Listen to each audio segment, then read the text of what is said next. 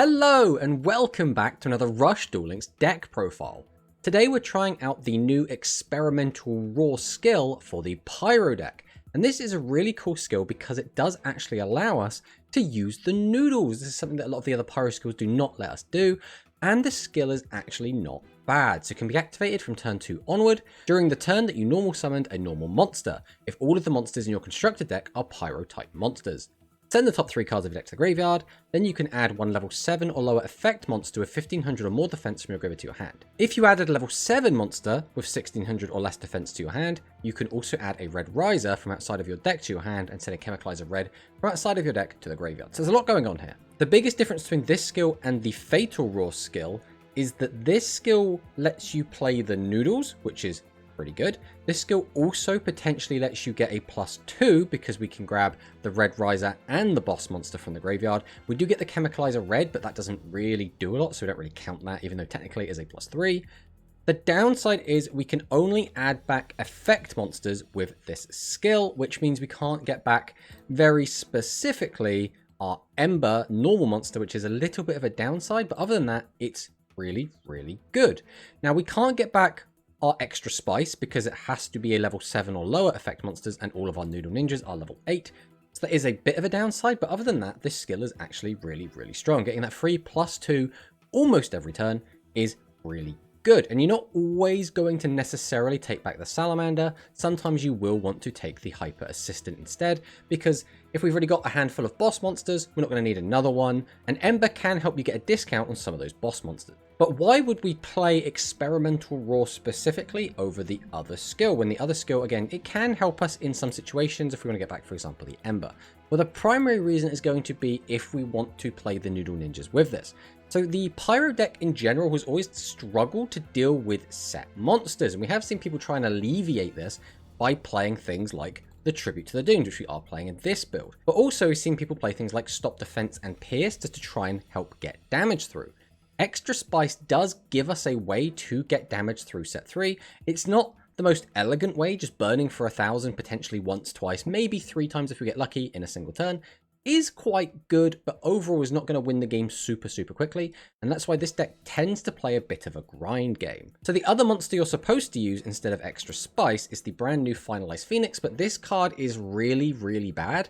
Its effect will very rarely work. When it does, it's actually pretty cool, but it's barely ever going to be live. So for the most part, Finalized Phoenix is kind of a vanilla. The only real good thing it's got going for it is that 1, we can get it back with the skill, and 2, it does have 1600 defense, which is quite nice against something like a Charmy Witch, which can change it to defense and attack over it. And that is the biggest weakness of Extra Spice. Having a 0 attack point monster on the field that can be changed to defense and pierced over can just lose you the duel in the wrong situation. So is this deck fantastic? Realistically, I would say this deck is pretty good. It can hold its own. It's got really good grind game. But in the current meta, it can be a little bit wonky. As we say, 0 defense can be a real liability. We also have a bunch of 0 attack monsters as well, which is also not great because, again, Charmy can just change into attack position and attack over them. So overall, I would say this deck is decent, but not like anything crazy strong. And the biggest issue with this deck is bricking, because we are playing a lot of high levels. But let's go through the card by card quick and kind of talk about the deck in detail. So Salamander, really great. 2500 attack, fantastic. This lets us shuffle monsters from our graveyard back into our deck, which is really good because that lets us reuse specific type of effects. We can put, for example, Extra Spice back in. Quite often we want to put Methyl back in because that's a really good target, because Methyl gets us an extra body, which is good on its own for tribute summoning, but also it can get us a normal monster from the graveyard, which we need to activate our skill. So Methyl is absolutely incredible. But Salamander being able to reduce your opponent's board is really strong. The only real issue that we've ever had with Salamander is if your opponent gets out like a really big guy, we need 2 or maybe even 3 copies of Salamander to get the effect going enough to actually reduce it to attack over. One of the biggest issues we've had with this deck is Master of the Seventh Road, which we have been able to deal with Tribute to the Doomed, but sometimes it's just too big and Chemicalized Salamander just cannot deal with it. Then we have Flame Ruler, again, absolutely fantastic. 2 for the price of 1 and really good stats. You can also get this back with Experimental Raw. We have Extra Spice, the Elite Noodle Ninja, again, fantastic. Being able to burn your opponent, being able to cycle through your cards can be really strong. Does have that one weakness, but otherwise is really good. We're also playing 1 copy of our level 5 Earth. I'm not even going to bother trying to pronounce this name. This card is actually pretty good. The primary target we've been using with this card is the extra spice, being able to mill 3 cards, already quite good. And then we get to grab a level 6 or higher Pyro back to our hand. Again, typically it's going to be the extra spice, which can be really, really useful. In one game that we played, we did summon out the extra spice, use the effect to burn, tribute over it for the Degauche, then use the Degauche effect to bring it back to our hand, tribute over it, summon extra spice again, and burn for another 1,000, which is really, really good. So actually really, really strong.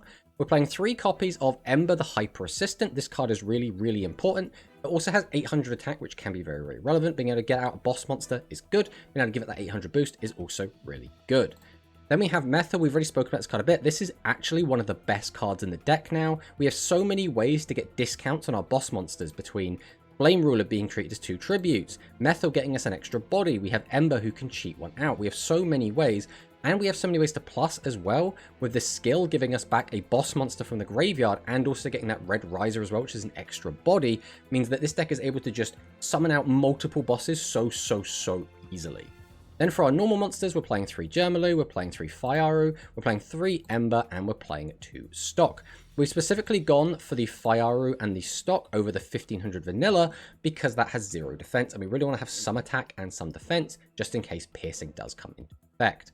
For our spells, we are playing Tribute to the Doomed as our legend. This could quite easily be Pot of Greed, but Tribute to the Doomed is really nice because, again, this deck can still struggle to beat set 3, and if our opponent does get out just a giant guy, it can be a bit of a wall that we can't get through, so Tribute to the Doomed really does help with that. Then we're playing 3 copies of Fiery Blaze. Burning your opponent is part of the game plan, so it's pretty good. Getting rid of your opponent's back row is still really, really strong.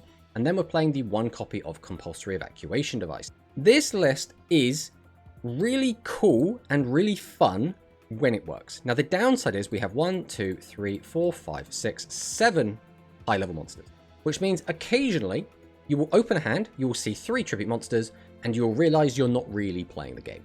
So this deck does brick quite a lot. Unfortunately, although we have so many ways to get the boss monsters out, sometimes you just won't find those specific cards, and it does lead to kind of non-games, which is a bit disappointing. But if you do just so happen to find all the right pieces in all the right places, this deck is incredible. We can quite easily summon 3 bosses in a single turn, relatively effortlessly, and be able to apply just a ton of pressure. Now, again, if your board is going to end on extra spice, we could have it just pierced over, which does kind of suck. But if we're able to end on like triple salamander, for example, or double salamander and let's say a flame roll or something along those lines, the board is relatively strong on both attack and defense, and you won't be taking a ridiculous damage through that unless it's going to be something along the lines of an Eternal Galactic Oblivion. So my overall thoughts of this deck are, if it's not bricking, it's relatively strong. Is it going to realistically dethrone the top decks of the meta? No. Does it have an okay matchup against some of those decks? Yes. And I think that in its own is a bit of an accomplishment. Now, is this suddenly going to be the 3rd, the 4th, or 5th best deck? I think it's a little bit too early to make that call, but this deck definitely has potential. This deck is definitely a ton of fun, and again, as long as you're not bricking, it can be a real meta threat.